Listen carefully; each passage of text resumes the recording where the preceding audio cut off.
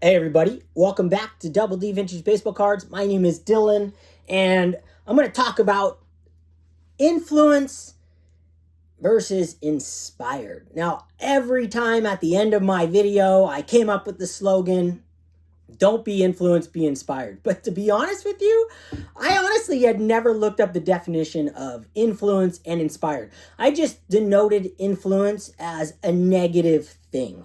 And that's been a lot of talk in the hobby. Graig Midlife Crisis answered a question today or yesterday on his video. It was really good. And he talked about influence and inspiration. And so I decided, hey, dude, if I'm going to keep saying that saying at the end of my thing, and I truly just don't like the word influence, I just picture, what happened the last 10 years to 15 years with influencers, like all of that whole scene. And I don't want to be an influencer to anyone. I want to inspire people, but I didn't know what that meant until I looked it up. So I'm having a drink tonight, and as I tell my wife, my entire life is, anything I say while I'm drinking, I mean it. I'm not an alcoholic, so I don't go to that level of I don't mean what I say when I'm drinking. If I say something when I'm drinking, it's just like truth serum for me. I don't drink till I'm blacked out or anything like that. I just like to have a drink, and it's just a good way for me to you just dive deeper into things and have a good time with it, and you kind of just let loose, right? So I'm having a drink tonight. My wife is out with her friend, and they're having a drink. So I'm like, dude, this is sick. I just made a bunch of labels. So inspiration, influence. Now, what does it mean? I looked it up, and I'm going to show you guys cards. As you're looking in front of you is things that I hope to inspire you to create your own labels. And where I've been taking my labels lately and doing new colors and just trying things out, but sticking to my core of the centering and the grading. But I'm adding a lot of things. And if you look at these while I'm talking, gives you something to look at. And hopefully you can read them. I'm filming this on an iPad, and I'm trying something totally new. I do my storage on my phone is maxed out. And I just tried something different, and this gives a little different view. And since I'm talking, and hopefully you guys can read the labels. But let me just tell you guys what influence means. And it means kind of exactly what I thought, without looking it up. I got it right here from the dictionary. The power or capacity of causing an effect in indirect or intangible ways. It could be good or bad. Now, it's not necessarily a bad thing. To be influenced is not necessarily a bad thing. Just my mind takes it to be a bad thing because I don't want people to be influenced when they watch my channel about anything. I want you to watch my channel, and then I'm going to read inspiration and get inspired. When I watch my friends, like today, John Mangini was showing some of his mag slabs, and I've been cutting mine out and entering them 4 hours last night, just entering the information on the next 30 slabs. I get inspired. So let me read you what inspire means according to the dictionary. Fill, and then you put someone's name, with the urge or ability to do or feel something, especially to do something creative. And then, stimulate, motivate, all those things. And that's what inspiration means to me. Inspiration isn't saying, man, you should just collect center baseball cards. No way. I want you to see my collection and get your juices flowing and be like, dude, wow, you're right. I love it. It just clicks something in your brain. You're like, man, that's epic. Those cards together look so good. And you get fired up and you get ideas flowing in your head, and you're like, man, I could change this, I could do this. Just for anything with anyone's channel. You can get inspired to collect all off-centered cards by Lou Rock. OC cards need love too. Be inspired by that. I still have OC cards. I slab up OC cards. I have 8 OCs all over the place in my collection that I'm not selling. You can be inspired by so many things. That's what I want you guys to take from me sharing my story, my collection with you guys. I shared a story the other day. I was nervous to share it. Personal story, but it's also this is like a diary for me. There's a lot of things in that video I didn't say because I didn't want it to be 7 hours long, you know. But when I do these videos, I watch my videos again of the ones that I'm showing cards, but I turn the volume off because I don't want to hear how stupid I sound. I mean, I watch them now before I post them, but I mean like later. Like I think Orlando watches his own videos too to like look at his cards. I do the same thing. I'm in bed all the time and I just put it on mute and I pull up my old videos because I love the close-ups and how you can see your card in great detail. And I got inspired by guys who shared their cards close up. I mean, that, like Adam Vintage Sanctuary, Shane Shoebox Legends, anyone who has taken their cards up and showed them up close and personal, Peeps, just so many guys. And hand modeling is what it is. But that inspires me. I love putting those videos on and my own, replay my own, look at my collection, but also look at those and I can put mute on and I can just look at the card. And I just get so inspired. So inspiration versus influence. I want you to get from my channel, from me. I hate even using the word like my channel. Like, I mean, it is my channel. This is my TV show, but this is like my diary for my future self or future family members or friends. Like I have lifelong friends outside of this hobby and in, you know, not, this is the real world. Like all my friends that I've made on here, legit real friendships. But you know, when I say the real world, I'm meaning like my friends I've had forever in outside of cards. Let's just put it that way. I don't even want to use the real world thing because these are real friends. When I do videos, half the time, I mean, actually 100% of the time, I'm not trying to reach people who haven't found my channel yet. I'm not trying to reach somebody who doesn't want to become a friend. I'm in this to make connections. And it's fun when you get a whole bunch of views and I'm getting like $50 a month from YouTube for doing videos. But in the end, $50 for hours and hours and hours of our time doing videos, hours of my time doing videos. I do these videos because I have a blast filming. I love talking to you guys and bringing you guys into my room and into my collection, into my process. And I love talking about it and discussing it. I wish that you guys could all be in here right now and we can be bouncing it off each other back and forth. That's what the lives are for, and I love doing those too. But it is fun to just have your own channel, and then you could put your own thoughts, nobody else is talking, and you can say what you want. So that's where I'm going. That's what this episode's about. And I'm going to take you guys in on a few of these slabs. Because I'm going to do another video where I take you guys, you know, my standard thing. I built this sick, like, wall. I got inspired by Peeps, my friend Josh, because he has the sickest setup when you're looking at his cards. And it looks like a stadium setup. There's a couple other guys that do this. Everyone has their own studio. I have my own little studio. But this thing, the lighting, everything's so good. So I threw something together in 10 minutes. I had an extra display for my wife's booth. And I modified it today. And I'm going to do another video after this of up-close cards. But I'm going to share a few cards right here that I got inspired by so many of you guys. And then the juices flow. And while I'm making things, I started to go really deep into some of these labels. So here we go. I'm going to show you a couple of these cards.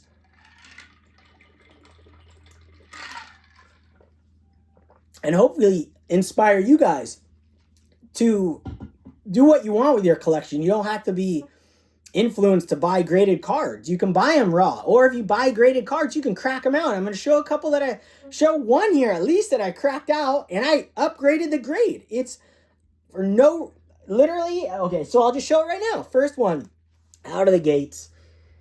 And now I can get up close and personal with you guys here. Get on my knees, I'm zoomed out. Yeah, there we go. All right, this Mookie Betts 2021 Topps Chrome. I made this label last night. I graded this a 9. Now, dude, this thing could be a 10 easily, except for the centering. But let me show you where I bought this card. I bought it on eBay a couple weeks ago. It was 25 bucks auction. It was in a Beckett holder. And the subgrades were centering 9, edges 9.5, corners 7.5, surface 10. Well, I bought it because it was, I'm like, dude, I love the orange wave refractors. I don't have a lot of them. This is my third one. I try and stick to just golds, but I do like the orange wave refractors. I like the wave refractors in general. And they're cheap, like this thing, 25 bucks. It's numbered to 25. And I busted this thing out and I regraded it, reslabbed it, and the corners were absolutely mint. They were gem mint 10 corners. So I don't know where they got the 7.5. I have a loop.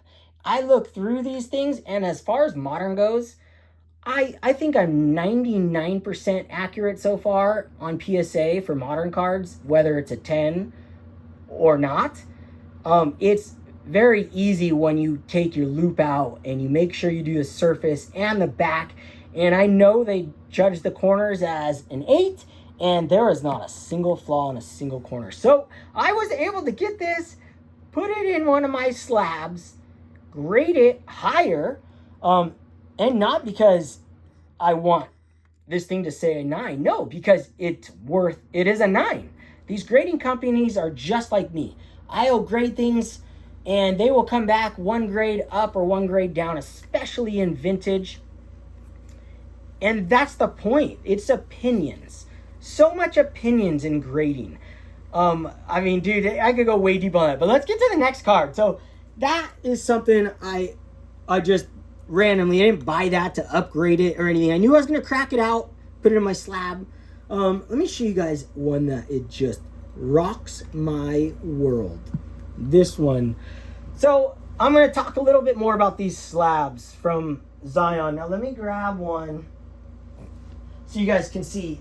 I'm getting I have a lot of friends hitting me up. A lot of people are sending me emails, but I don't look at my emails. And they're asking me all kinds of questions. What printer? And there is a printer, and I promise to put it in the description, that a friend of mine emailed me, and I don't want to say his name in case he doesn't want me to, but he sent me a printer he uses. Now, my wife does these in Illustrator. She's a professional artist. I don't know how to do any of it. She gives me I asked her to make things. She gives me a template. I spent 4 hours last night making 30 labels, literally 4 hours. And some hours this morning adjusting some. I forgot some information on some.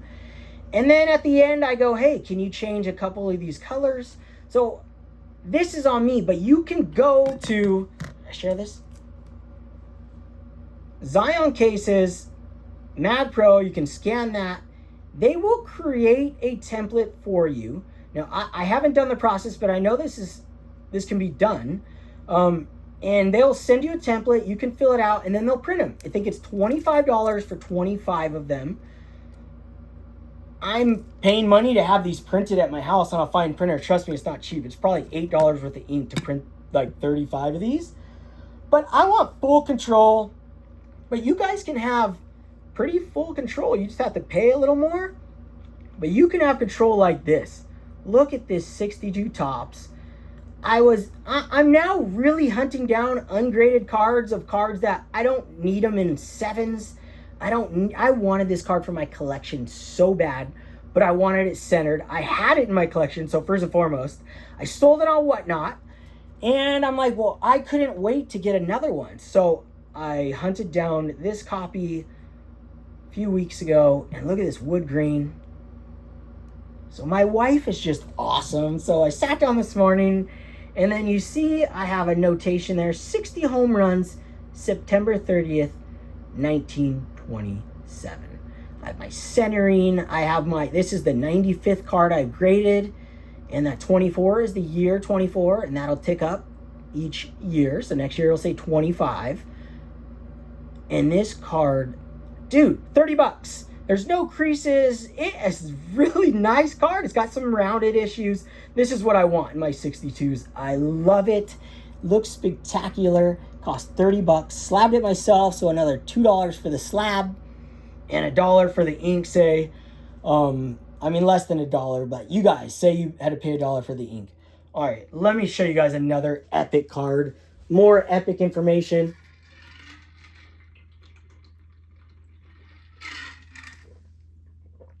This thing doesn't let the juices out too easily. Small little hole. All right, next slab. We'll just keep going down these custom slabs here. Let me see. This guy right here. Now, I made this card specifically for somebody out there. I'm not going to say who it is, but let's just say these color matching. Like, I asked my wife, I go, can you color match this one? Can you can we Google the thing and you can, whatever she called it, she goes, yeah, I could do that. Pow, pow. Same green.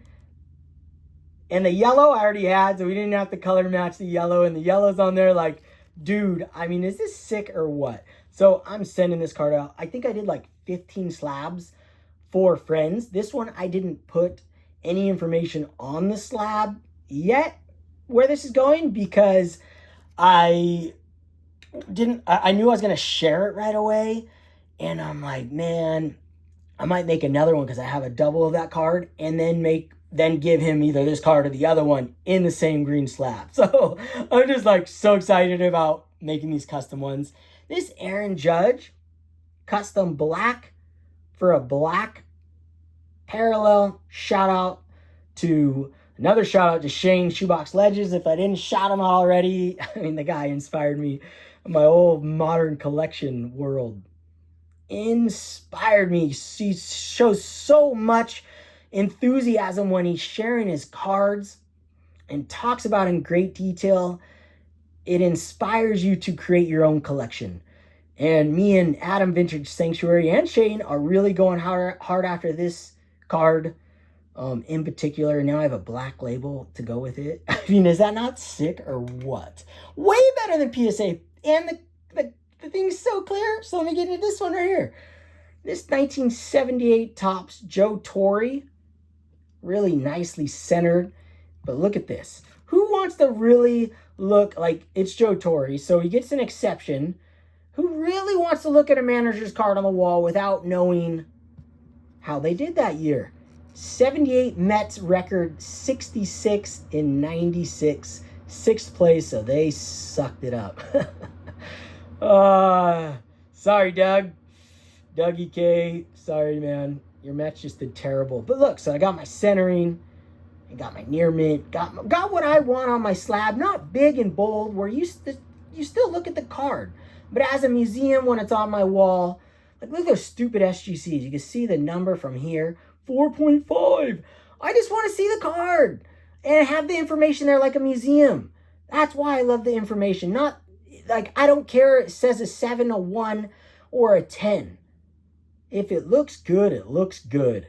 I just want the information on there. And the grade for me is the future of value that I like to add to my card. So if you're going to spend the money to buy a case for your card and encase it and make a label, I think I added value to this card.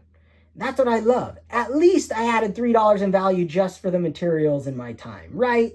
I mean, no doubt. I mean, if I had all my friends that have graded cards in their slabs, man, Jeannie, Lou Rock, Adam, so many guys now. Aaron Davis, cannot forget Aaron, the godfather of this, the whole inspiration behind this entire fad, or it's not a fad, that's a dumb word to use, entire like glorious revolution of taking back grading. Oh my gosh. And then you got this one right here. This one, I was to get this card again. This card, just let's talk about the card for a minute. I did my very first trade on YouTube with a friend of mine now, Graig, and he sent me a bunch of his cards from his collection. He was the bat boy for the Yankees in 1971, and I have his cards too, and I plan on slabbing a few of them up. But I sent him this card. It was in a video, and he needed it for his collection. I asked if somebody, Don needed it, I think. And since Don doesn't watch my videos, he had no idea. And then Greg's like, dude, I need that last one for my set. And then I sent it to him in my slab. I think I graded that one an 8. And I finally found a replacement on eBay. And I put the information from the 1963 Topps Pirates, Pittsburgh Pirates, 63 season record, 74 and 88, 8th place. And what I was going to do is put the information of that story on here with the trade with Graig, and now I have the card again. And now every time I see this, I know my original one is in Graig's collection, and now I have this one to remind me of Graig. So shout out to my friend Graig. Just so stoked to have this again and make this custom label. And I only didn't put all that information because it was too long. I just couldn't get it to fit in the proper way, dude. And I also just got these new, I just got sick of mine, all different sizes. I just said, dude, I need new ones, and these just showed up today. So stoked. All right, so let me show you another custom label that I did, and I did a couple of these from gifts that I've received. And this one is from Paul and Leah from Fast Breaks and Breakfast. I love watching them share their collection, share their cards. And when Leah gets on there, like you hear in the background, and it's so fun to hear her comments. And then I forgot what she did, the big boom, or is it bang or boom? I just love it. And she's always putting her 2 cents in, and that's like my favorite part. She loves vintage cards. She'll talk about Jackie Robinson, or her dad Paul will talk about like Jackie Robinson card, and she'll be like, oh yeah. You'll hear her in the background, and it gets me inspired. It gets me fired up, like to hear someone so pumped up at such a young age about baseball cards, and a girl at that too, which is so cool. Now my sister had a little collection, and so did my friend Danny, who I talk about all the time. His sister collected cards with us, so it's fun to know another generation is collecting cards, and vintage at that. And this was a gift that I got at Christmas this year, and it blew my mind. So I put the information on the slab. And this is double whammy salami Tony Oliva autograph, which is Paul's favorite player that he collects. Andy Friedman, the artist who made this, I was on stage with at my first national last year. Andy Friedman was on the panel with me for Sports Card Nation. And also this is Turn Back the Clock, which is with my buddy Adam, Splendid Sports. We do that podcast, and this thing just blew my mind and my dad's mind when I told him all that information when I pulled it out at Christmas. My dad has no idea what's going on with my collection.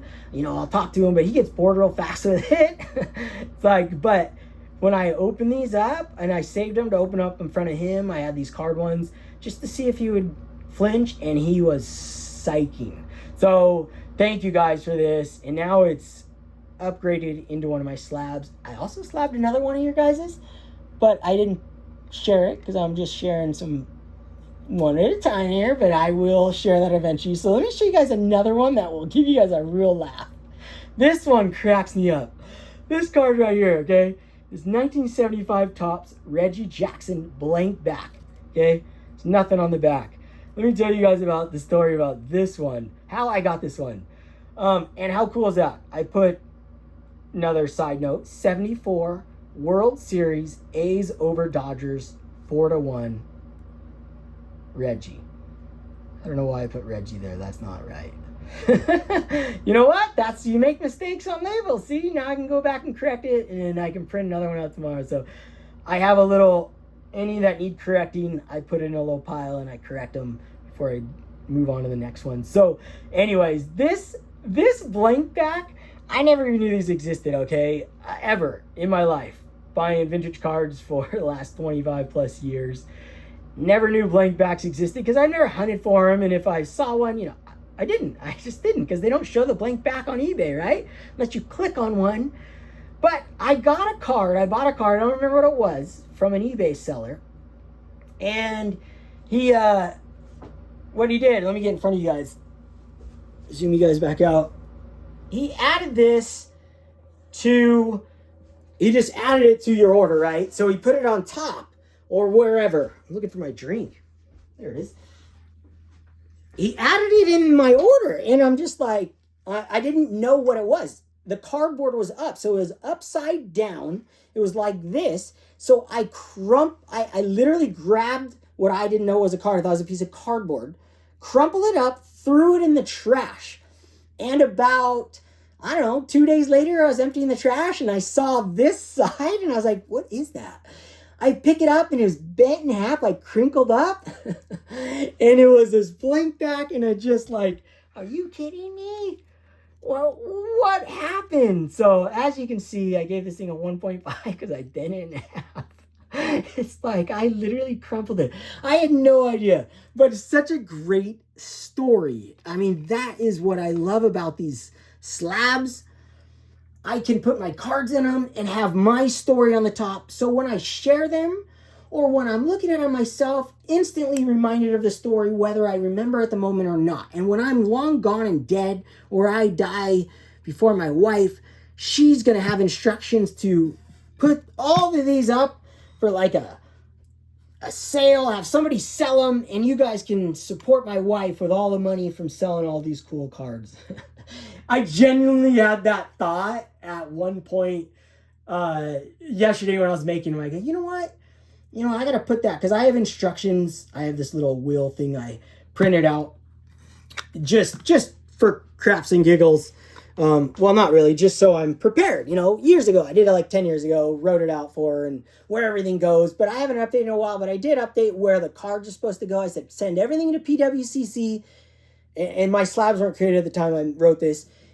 And I didn't tell her, but they'll put those stickers on them. And all the ones that I've purchased should probably get a nice sticker, the Superior sticker, the E or whatever they deem for the grade. So that just ups them. And that's free if you send it to them. And then they'll just auction them off. That's what I told her. I told her you need to do that. And I had those instructions before I found they got kicked off eBay.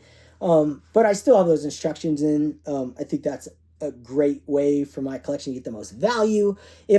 So I did have that random thought the other day when I was making these labels, like, dude, you know what? I'm going to have instructions for it now. I need to update it. So if I die, you guys can bump the price on these and fight over my however many I have graded at the time and support my wife, which would be awesome. So, I mean, hopefully that doesn't happen. Nah, sorry to get grim on there. But, dude, I think about things like that. I don't know. That's why I like graded cards, because it's like having cash in hand. But I think having your own labels and doing it proper and having the respect of your friends and being on YouTube, you can gain, like Greg Morris. Like, guys will pay more for a Greg Morris card than a graded PSA. It's crazy to me. I won't, but people do. It's wild. I'm not saying that's going to happen in my collection, but it might happen to yours. And I think that over time, like, the more I see I want John's cards, I'll pay a top dollar for his, Lou Rocks, any of the guys that have these right now. Absolutely. I'm not selling 7s and 8s, like 3s. Like, what's, like, I could sell this guaranteed for $40. For sure, no problem. Someone would buy it for $40. I wouldn't sell it because I wouldn't sell this for 100, 200. I just know that's my final. But it's just fun to think about those things. And the way my collection I've been inspired to be able to go after the things and pull from all these have been in my collection already. Most all of them, except for this one and this one I bought for like $2. It's like, dude, how about this for like $2? This Duke, 1968-69 Panini Sports Champions, Duke Onomoku, and it's been pulled from an album. I mean, dude, I was looking at these for ages for like PSA graded for like $80 for like a 4. It was like $2 for that thing. So I'm just super stoked on collecting right now. I'm super stoked that we have this opportunity of us on YouTube seeing that you can create things like this now for a fraction of the price of grading. And I'm not against grading. I'm still buying graded cards. I'm still doing that. And I'm still, I'm not going to have my cards graded. I think the best advice ever given was on the last episode of, not the last episode of Turn Back the Clock, the other one I think it was on my channel with John and Adam. And John and Adam, I think, had this thought, and I thought it, but one of them was the first to say it on camera, and I thought it made perfect sense. The smartest thing you could do if you're a collector who really doesn't sell cards, I sell cards now, but I don't sell cards that I'm not going to replace. Unless the modern stuff, I have a little stack that I'm selling that I've talked about. When I sell a vintage card, I want that vintage card back. I'm only selling it because I want a different look. I want a better copy from my eyes. But if you're a guy that is never going to sell their cards, the best time to get your cards graded is when you're going to sell the cards, because that'll be the best technology and redeem the highest grade once they're sold on the open market. And this is a good way to put your cards in slabs and deem what you think the grade is and be so close that you can just keep them in here until, hey, I want to sell them. And if you haven't gained that reputation for your, if you have a bunch of 8s or something, but low grades always selling these.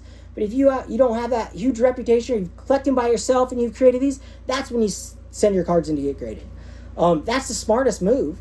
And until then, you can still have them graded and make them your own and make them special and unique and better than any.